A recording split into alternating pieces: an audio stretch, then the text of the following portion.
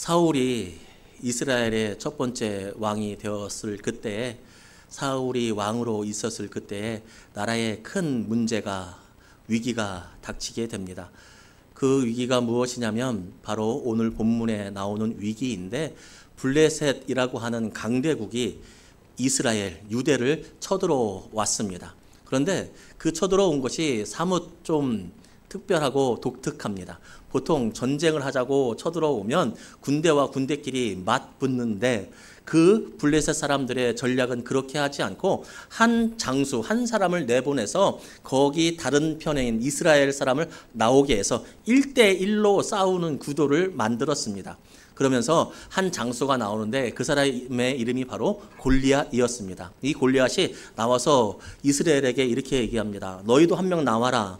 그래서 나랑 싸우자. 만약에 내가 이기면 너희가 우리의 종이 되고, 내가 지면 우리 민족이 너희의 종이 되겠다. 1대1로 해보자 라고 그렇게 외쳤습니다. 그뿐만 아니라 많은 모욕적인 말을 이스라엘 사람들에게 했습니다.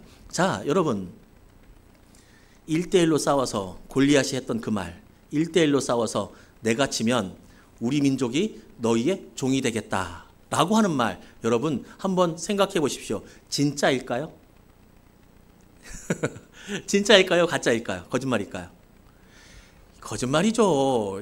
장수 한 명 죽었다고 자기의 민족이 다 종으로 간다고 하는 그 어리석은 국가가 어디 있겠어요. 그 민족이. 우리나라하고 예를 들어서 뭐 다른 나라하고 전쟁을 하는데 한 명씩 나와서 싸워. 그러면 지면은 우리가 밑으로 들어갈게. 진짜로 들어가는 게 어디 있어요. 전면전을 해서 목숨을 걸고 싸워야죠. 어차피 노예가 되면 다 죽는 거. 다 더 힘든, 죽음보다 힘든 삶을 사는 거. 한 명한테 자기의 나라에 명운을 걸지는 않습니다. 거짓말입니다. 거짓말. 그러면 왜 블레셋은, 왜 골리앗은 이렇게 말하는 것일까요? 왜 1대1로 하자. 그러면 우리가 밑으로 들어갈게. 지면 너희가 이길 수도 있잖아. 왜 그렇게 말을 할까요? 다른 것 아니죠. 다른 것 아니고 바로 기선제압입니다. 기선제압. 지금은 현대전입니다. 그래서 사람과 사람이 맞붙어서 싸우는 일이 조금 드뭅니다. 그럼에도 불구하고 기세는 중요합니다. 싸움은 기세입니다. 그런데 지금도 중요한데 그 옛날에는 더 중요했습니다. 왜냐하면 사람과 사람이 진짜 맞붙어서 싸웠거든요. 이 기분, 기운, 기세, 이길 수 있다는 그 마음 굉장히 중요하죠. 그것을 블레셋은 노리고 기선제압을 한 뒤에 싸움을 하려고, 이기려고 했던 것입니다. 이 전략이 통했을까요? 통하지 않았을까요? 통했습니다. 우리 11절, 14절 보니까 이스라엘의 모든 사람들이, 그리고 그 왕 사울까지도 두려움에 떨었다라고 11절과 24절에 나오고 있습니다. 이렇게 골리앗은 40일 동안 이스라엘을 모욕했고 괴롭혔고 도발했습니다. 이스라엘의 군대의 기세는 땅에 떨어졌고 싸움은 시작도 안 했지만 이미 진 싸움이었습니다. 모두가 다 두려움에 떨고 있었습니다. 그러면 왜 이스라엘 사람들은 골리앗에게, 자기의 민족을 모욕하고 한 명씩 나와서 싸워보자라고 하는 그 골리앗에게 당당히 나아가지 못했을까? 왜 그렇게 한 사람도 나아가지 못했을까? 이스라엘에게는 용기 있는 사람이 한 명도 없었을까? 이스라엘 그 수많은 사람 중에 용기 있는 사람이 한 명도 없었을까? 아니, 다른 말로 하자면 이스라엘에게는, 이스라엘 민족에게는 정말 싸움을 잘하는 사람이 한 명도 없었을까? 아니죠. 그 나라에도 나름대로 용기 있는 사람들이 있었을 것이고, 그 나라에도 나름대로 싸움 좀 한다고, 결투 좀 한다고 하는 군인들이 분명히 있었을 겁니다. 그럼에도 불구하고 나름대로 한다고는 하지만 그들이 나가지 못하는 이유는 무엇입니까? 그것은 바로 골리앗이 워낙에 뛰어난 장수였기 때문에 그렇습니다. 키가 2m 85, 2m 85, 2m. 여기 한 4m 되는 것 같아요. 그렇죠? 2m 85. 다른 무기의 설명도 성경에서는 자세하게 나옵니다. 그 무기들이 정말 강력한 무기라고 하는 설명. 다른 것 볼 필요 없이 하나만 보면 될 것 같습니다. 무엇이냐면 창이 있죠. 창, 이 자루 말고 창 날만, 이 날만 7kg랍니다. 이 창 날만. 다른 거 말할 것 없겠죠. 그리고 이러한 그 골리앗에게 이스라엘 사람들은 맞설 사람이 없었습니다. 나름대로 한다고 했지만, 나름대로 싸운다고 싸우는 사람이 있었지만 맞설 사람이 없었습니다. 그러자 사울 왕은 하나의 지혜를 냅니다. 꾀를 냅니다. 무엇이냐면, 만약에 골리앗을 이기면 내가 상을 주겠다. 포상제도입니다. 포상제도. 그 포상제도를 걸었는데 어떤 포상을 주겠다고 약속했냐면 세 가지의 포상을 주겠다고 말합니다. 첫 번째는 그 포상금을 주겠다. 돈을 주겠다. 두 번째는 세금을 면제해 주겠다. 이 세 번째가 중요합니다. 이 세 번째가 대박입니다. 왕의 사위로 삼아 주겠다. 이 세 가지의 포상을 겁니다. 그럼에도 불구하고 이 정말 놀라운, 이 정말 많은 포상, 그러니까 왕의 사위가 부마가 되는 건데 이것임에도 불구하고 아무도 골리앗 앞에 나아가지 못합니다. 왜입니까? 돈도 살아있을 때나 필요하지 죽으면 필요가 없지요. 왕의 사위가 된다? 그거는 이겼을 때나 왕의 사위지, 나가면 뻔히 질 거 뻔히 하는데 누가 나가겠습니까? 이러한 상황 속에서 40일 동안 골리앗이 그 앞에서 위용을 떨구고, 그리고 이스라엘을 모욕하고 이스라엘은 그 앞에서 주눅이 들었던 그 상황 속에서 한 사람이 그 진영을 찾아오는데 그 사람의 이름이 바로 다윗입니다. 다윗은 아버지의 심부름, 아버지의 명령을 따라서 형들에게 곡식, 도시락을 주기 위해서 그 진영을 찾아왔습니다. 찾아와서 그 가지고 온 것을 맡긴 뒤에 형을 찾았습니다. 형을 찾아서 만났습니다. 그리고 형과 인사하고 이야기할 때 옆에서 들려오는 소리가 있으니 그 소리가 바로 골리앗이 또다시 이스라엘을 모욕하는 소리였습니다. 그 소리를 들었습니다.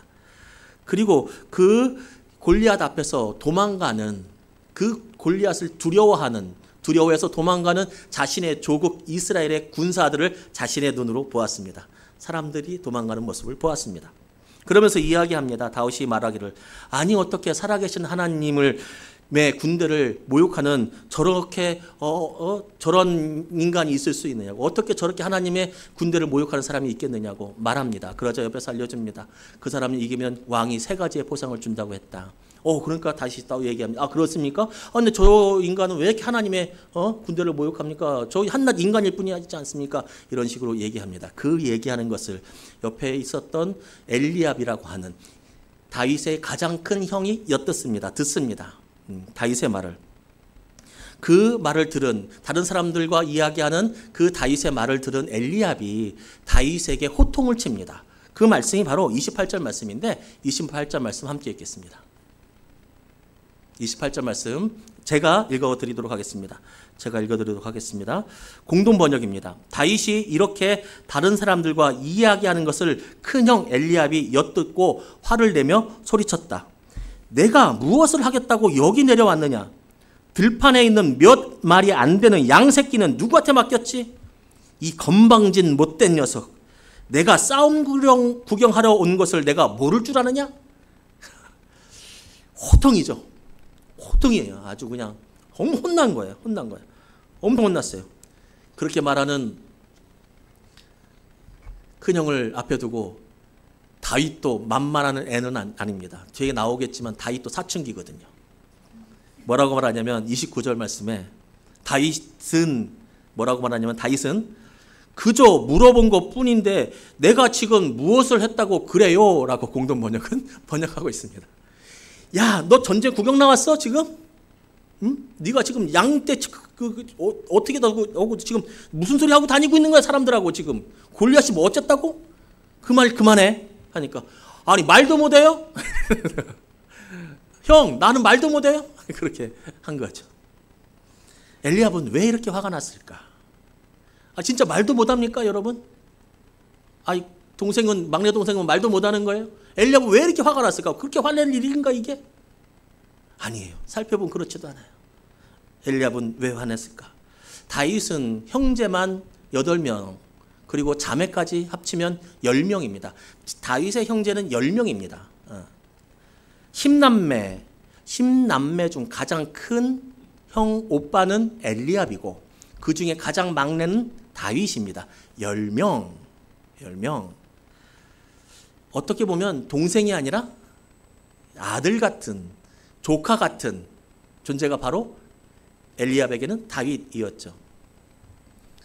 일부 사역자 예배 때 우리 하기녀 권사님에 대해서 제가 몰랐던 것을 하나 알았어요. 하기녀 권사님이 오남매이신데 하기녀 권사님이 결혼을 하셔가지고 이제 25살에 부모님이 이제 별세하셨다고요. 어머니 아버지 모두 다. 그런데 오남매 중에 막내가 10살이었다고 해요. 막내가 10살. 누가 키웠을까요? 김원태 집사님이 막내를 10살에 데리고 와서 키운 거예요. 막내를 10살 때 데리고 와서 그 막내 동생이 결혼할 때까지. 거기에는 우리 김진철 집사님도 같이 큰 거죠. 몇 살 차이 나죠. 열 몇 살 차이 날 건데 많이 돌봐주기도 하고 그렇게 했겠죠. 여러분 거의 엄마 노릇 아닙니까? 이제 10살 차이 난다고 해요. 우리 12살이 차이 난다고 해요. 하여튼 우리 제 처갓집도 아이들이 9명이에요. 아이들이 남매가 9명.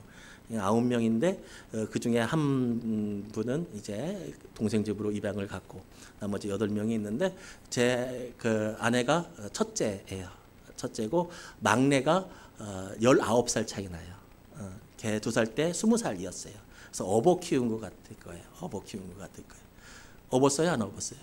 어버 키웠죠. 없기만 없겠어요. 여러분 이런 경우 좀 많이 있죠.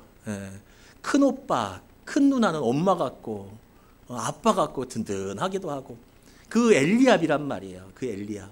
그 엘리압인데 늘 큰형으로서 든든했을 거예요. 다윗이 볼 때는 진짜 아버지 뻘이죠. 아버지 뻘.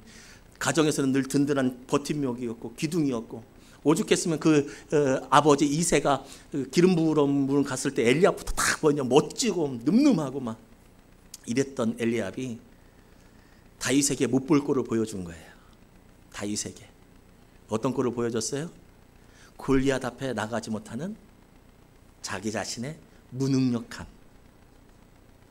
골리앗 앞에 나가지 못하고 아무것도 할 수 없는 자신의 무기력함 뿐만 아니에요. 자신의 나라가 저 한 사람 앞에서도 다 벌벌 떠는 그런 아무것도 아닌 자기 그리고 군대.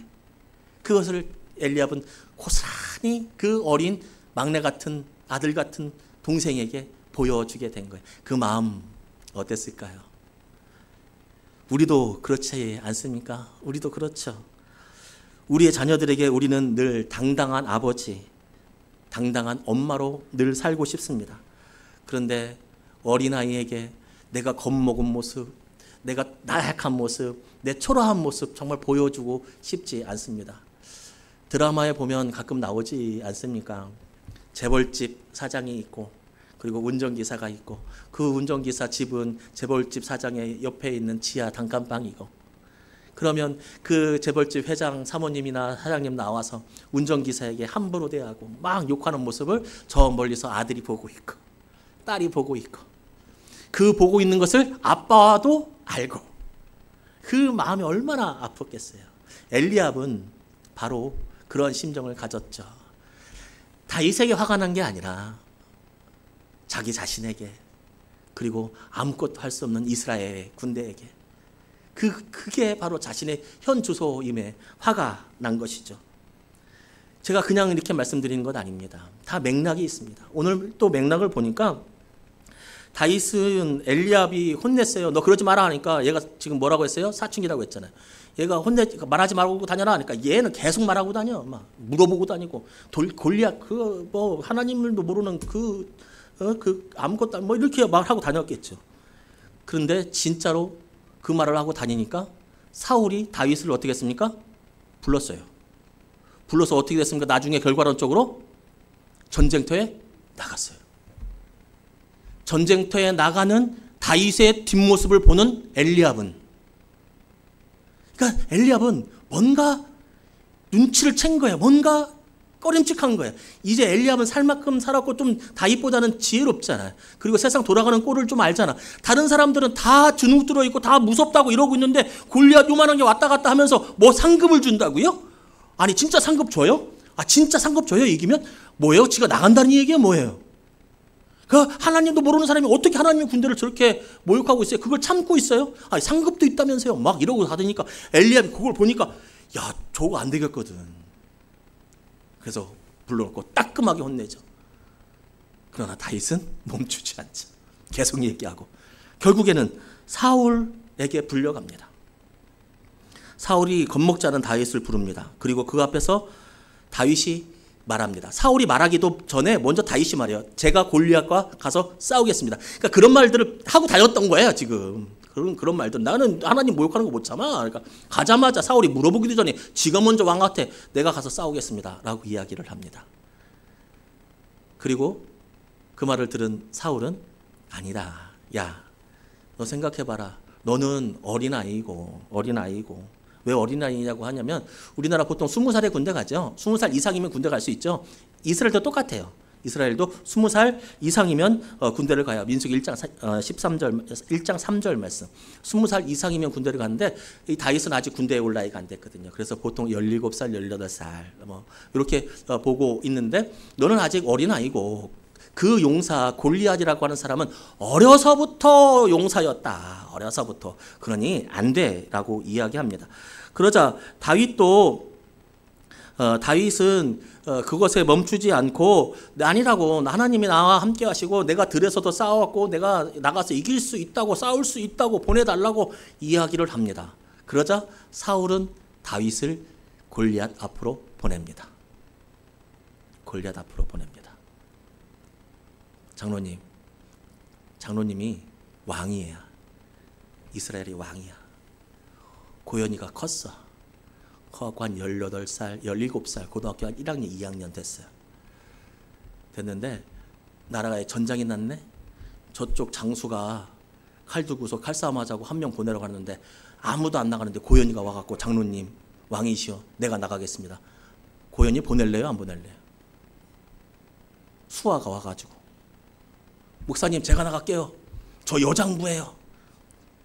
수아야 너라면 할 수 있어. 가서 골리앗을 이겨봐. 제가 그럴까요? 보내야 돼요? 안 보내야 돼요? 전쟁 연습했어요? 안 했어요? 다윗 한 적 있어요? 없어요? 군인이에요? 아니에요? 지들은 쏙 빠지고 누구만 보낸 거예요? 청소년 그 어린 거 하나 보낸 거예요. 자 그러면 자 좋아 100번 이해하자. 그럴 수 있다. 자 다윗이 전쟁 그 골리앗 앞에 나가서 싸운다고 했을 때 그래 한번 가봐 라고 했던 사울은 골리앗이 이길 줄 알았을까요? 질 줄 알았을까요? 이길 줄 알았을까요? 질 줄 알았죠. 질게 뻔해요. 질게 뻔해요. 사울이 다윗은 기름 부음 받은 자니까 하나님이 함께 하시니까 너는 이길 거야 이렇게 생각했을까요? 아니요. 질게 뻔해요. 질게 뻔해요. 그럼 왜일까? 사울은 왜 다윗을 보냈을까? 충청남도 논산시 660년에 전쟁이 벌어지는데 그 전쟁의 이름이 바로 황산벌 전투입니다. 황산벌에서 전투가 납니다. 거기서 전투한 나라는 바로 백제와 신라입니다. 신라가 백제를 쳐들어갑니다.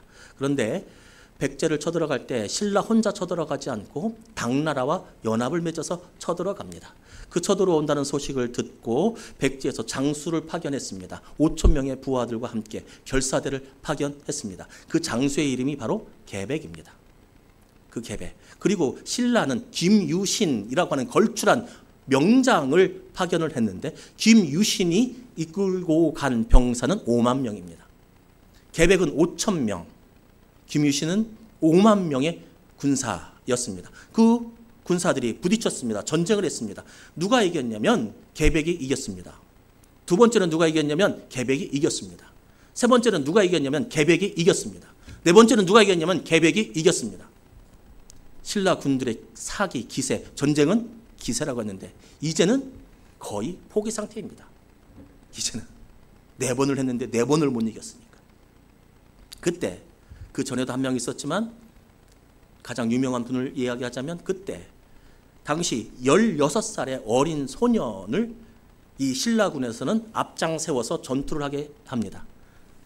특공대를 조직해서 16살 소년을 앞장 세워서 전투를 하기 시작해서 게백한테 백제한테 쳐들어가게 합니다. 쳐들어가서 전쟁을 했습니다. 누가 이겼을까요? 게백이 이겼습니다. 당연하죠. 지들 전체가 가갖고 와도 안다는데 16살짜리가 가갖고 장군이 돼갖고 대장이 돼갖고 이 게백을 이겨요? 게백이 누구예요? 5천 명을 5만 명을 이긴 사람인데 4번이나 16살짜리가 나가서 졌습니다. 사로잡혔습니다. 게백 앞에 끌려왔습니다. 자, 투구 벗겼습니다. 근데 벗기고 보니 16살. 너 이름 뭐야? 나 관창이다. 너 소속 어디야? 나 화랑이다.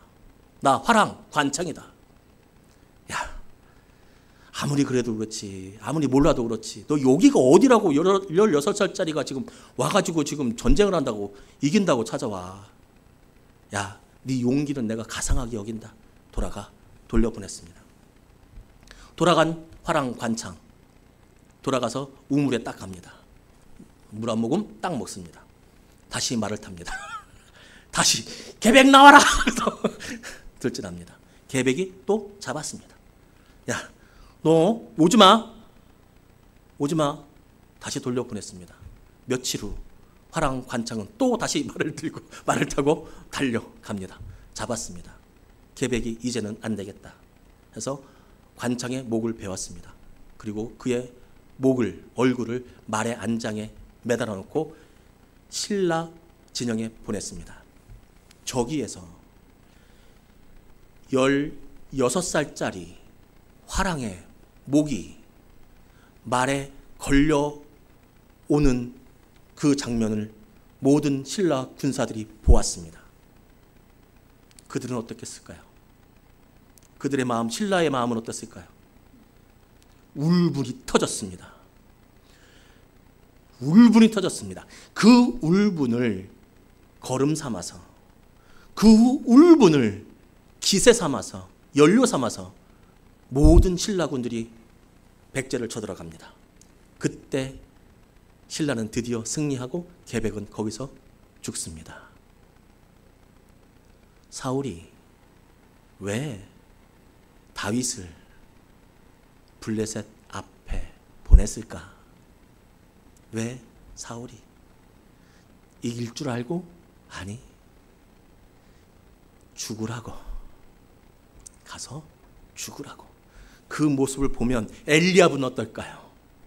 큰형 엘리압은, 다른 사람들은 야, 저 어린아이를 죽여? 기세가 등등하지 않겠습니까?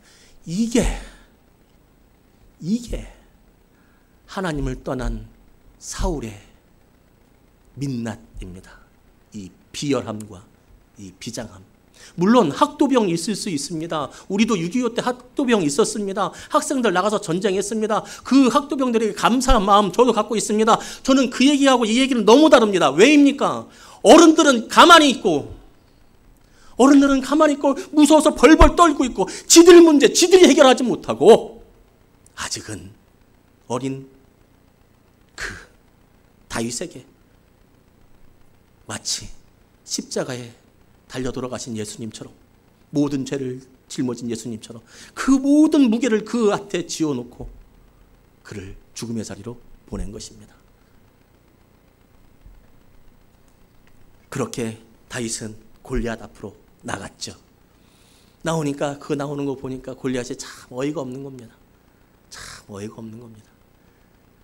그래서 다윗을 향하여서 자신의 신들의 이름으로 그를 저주합니다. 그리고 다윗은 그 얘기를 들으면서 골리앗에게 달려나갑니다. 달려나가서 주머니에서 무엇을 꺼내는데 자갈돌을 꺼냅니다. 자갈돌. 근데 요만한 자갈돌이 아니라 옛날에는 큰 자갈돌이래요. 큰 자갈돌을 꺼내서 물매에 돌려서 던집니다. 그리고 그것이 바로 골리앗의 이마에 맞았고, 그리고 골리앗은 죽게 되었고 다윗은 승리하였습니다. 자, 여기서 여러분 시드몬이라고 하는 말 들어보셨습니까? 시드몬이. 그러면 시드몬이는 못 들어보셨어도 이 말은 들어보셨죠? 종잣돈. 네, 시드몬이가 종잣돈이에요. 그러니까 그 씨앗, 가장 기본적인, 내가 가지고 있는 가장 근원적인 힘, 시작할 수 있는 능력, 이것이 바로 시드머니고 우리나라 말로 하면 종잣돈입니다. 비슷한 말도 또 하나 있죠. 씨나락 있죠. 씨나락. 씨나락이라는 말 들어보셨어요? 씨나락? 그러니까 한 해 농사가 끝나면 가장 건강한 씨앗들을 모아놔요. 가장 수확이 잘 되는 씨앗들을 모아놔요. 이 모아놨다가 내년에 그 씨를 뿌려서 다시 농사를 하려고 그 가장 좋은 씨앗들을 농사꾼들이 모아 놓죠. 그래서 농부 아사 침궐 종자라고 하는 말이 있습니다. 농부 아사 침궐 종자. 그러니까 농부는 아사 굶어 죽어도 종잣돈은 머리에 비고 굶어 죽는다는 거예요. 이게 무슨 말씀인지 알겠죠? 그러니까 농사꾼에게 가장 근원적인 힘은 무엇이에요? 씨나락이에요. 씨나락. 이거는 굶어 죽어도 그냥 머리 못해 비고서 굶어 죽는다는 거예요. 안 먹고 그냥 굶어 죽는다는 거예요. 이만큼 가장 소소하고 귀하고 자신이 가지고 있는 가장 큰 힘, 가장 근원적인 힘을 이 씨나락 종잣돈 시드머니라고 볼 수 있죠. 그래서 이런 말이 있지 않습니까? 귀신 씨나락 까먹는 소리 하고 있네. 이게 무슨 말이에요? 그렇게 귀중한 씨나락을 누가 까먹고 있으면, 귀신이 까먹고 있으면 어이가 없다. 물론 여러 가지 그 유래들이 있어요. 유래들이 있는데 그 중에 하나가 뭐냐? 귀신이 씨나락 까면 그거 얼마나 황당하냐? 얼마나 어이가 없냐?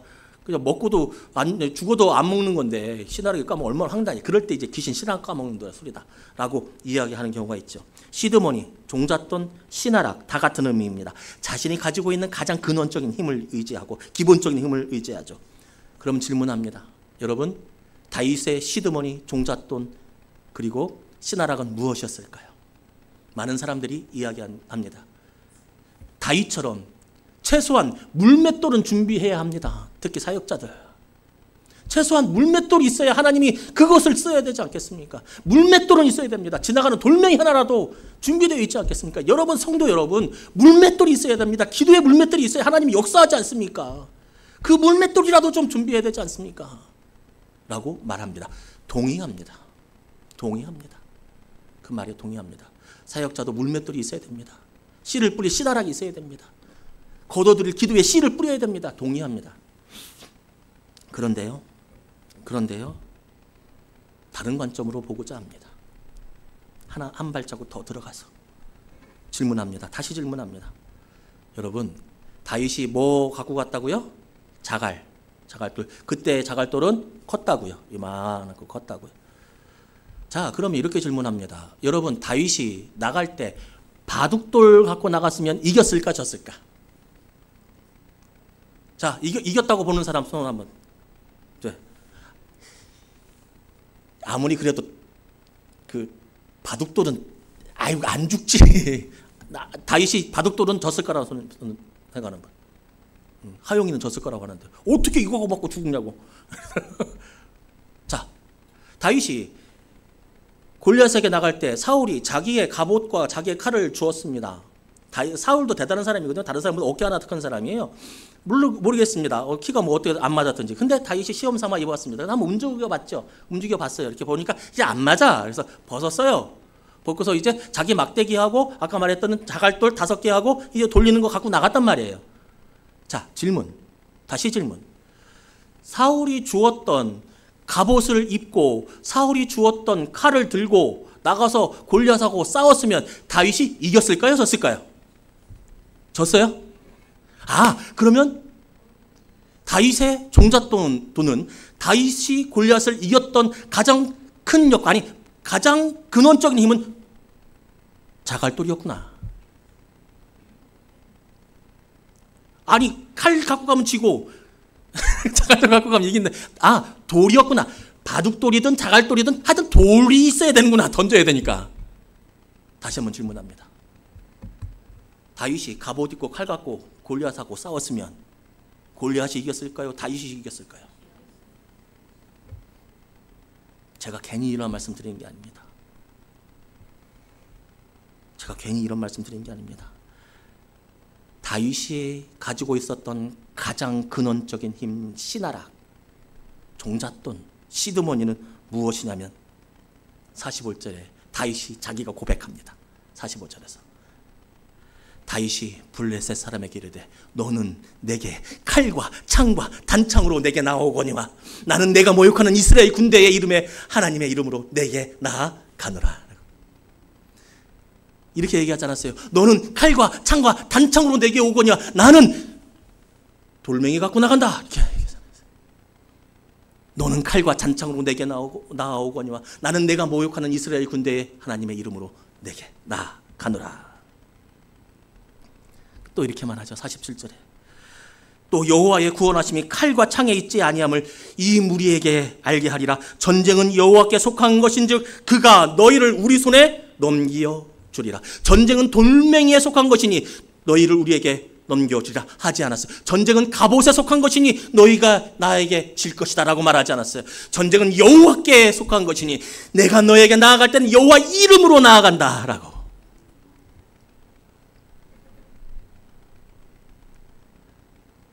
돌 준비해야죠. 돌 준비해야죠. 그러나 그 돌을 준비하기 이전에 그 돌에 힘을 주신 가장 근원적인 신하락은 우리 하나님이심을 우리는 기억해야 합니다. 다윗의 시드머니는 그것이었습니다. 여러분, 우리는 때로는 갑옷은커녕 물맷돌 하나도 없이 살 때가 종종 있습니다. 동생 앞에서 무능력한 모습을 보여줄 수밖에 없는 아버지와 같은 큰형의 모습으로 우리는 살아갈 때가 종종 있습니다. 우리의 자녀들에게, 내가 사랑하는 사람들에게 실패하는 모습 보여주고 해주고 싶은 것 많이 있지만 가진 것이 없어. 남들 해주는 것처럼 해주고 싶지만, 아니 남들보다 더 잘해주고 싶지만 해줄 수 없는 능력이 없기에 가르치고 싶은 것 다 못 가르치고, 신앙으로도 잘 가르치고 싶고 얘가 믿음 안에 잘 서게 하고 싶은데, 그런데 내가 내 모습 보면 나는 정말 신앙인가 싶을 정도로 넘어질 때도 많고 불평할 때도 많고, 내 아들은, 내 딸은 기도 좀 하는 아이로, 기도 좀 하는 어른으로 컸으면 좋겠는데, 기도 좀 하는 삶으로 내 아들, 내 딸이, 내 손자들이 그렇게 컸으면 좋겠는데 나도 기도 안 하니, 그렇게 모순적인 신앙의 모습도 우리는 가지고 있습니다. 그러나 귀하신 여러분, 그렇다고 하더라도 여러분의 삶에 요만한 물맷돌, 돌멩이 하나 없고, 요만한 돌멩이는커녕 요만한 모래알 만한 같은 가진 것 없고 힘이 없다고 할지라도, 그러나 여러분 너무 염려하지는 마십시오. 여러분의 힘은 돌멩이에서 나오는 것이 아니고, 여러분의 힘은 여러분이 가지고 있는 재산에서 나오는 것도 아니고, 여러분의 힘은 여러분이 신앙의 모습을 잘 보여주는 거기서 나오는 것도 아니고, 물론 그거 필요하죠. 그렇지만 여러분의 힘과 여러분에게 있는 문제를 해결할 수 있는 능력은 하나님께로부터 나오는 것을 기억하시기 바랍니다. 하나님께로부터. 이스라엘도 문제를 만났습니다. 어려웠습니다. 그것이 골리앗이라고 하는 큰 어려움, 문제였습니다. 엘리압도 문제 만났습니다. 엘리압도 동생 앞에서 창피당했습니다. 자기 자신이 싫었습니다. 해주고는 싶은데 못 해줬습니다. 그리고 하나님을 떠난 사울도 문제를 만났습니다. 그래서 사람의 생각으로 비열하게 사람의 목숨을 가지고 하나님께서 기름 부으신 자를 그렇게 전장터에 죽으라고 내보냅니다. 사울입니다. 사울은 인간적인 방법으로 풀려고 했고, 엘리압은 풀 수가 없어서 화를 냈습니다. 자신의 모습 때문에. 우리도 그럴 때 많잖아요. 나는 왜 이 모양 육골인가? 나는 왜 못하나? 근데 문제 해결에 성공한 사람은 유일했습니다. 다윗이었습니다. 다윗은 하나님의 이름으로 나아갔습니다. 너는 칼과 창과 단창으로 내게 오거니와 나는 내가 모욕하는 이스라엘의 군대의 하나님의 이름으로 내게 나아가노라. 이 믿음 가지고 제발 여러분에 있는 물맷돌 바라보지 마시고, 여러분이 있는 상황 바라보지 마시고, 이 상황이 되겠어? 갑옷이 없는데 이 상황이 내가 이겨낼 수 있겠어? 그렇게 생각하지 마시고, 여러분이 가지고 있는 능력 생각하지 마시고, 여러분이 가지고 있는 믿음 생각하지 마시고, 여러분이 가지고 있는 지혜 생각하지 마시고, 이제 나를 바라보지 마시고 하늘을 바라보며 내게로부터 향하여 있는 시선을 띄고 하늘을 바라보면, 여호와의 이름으로 나아가면 주님께서 골리앗과 같은 문제를 이길 수 있는 힘을, 다윗과 같은 은혜와 축복을 우리에게 주실 줄로 믿습니다. 아멘.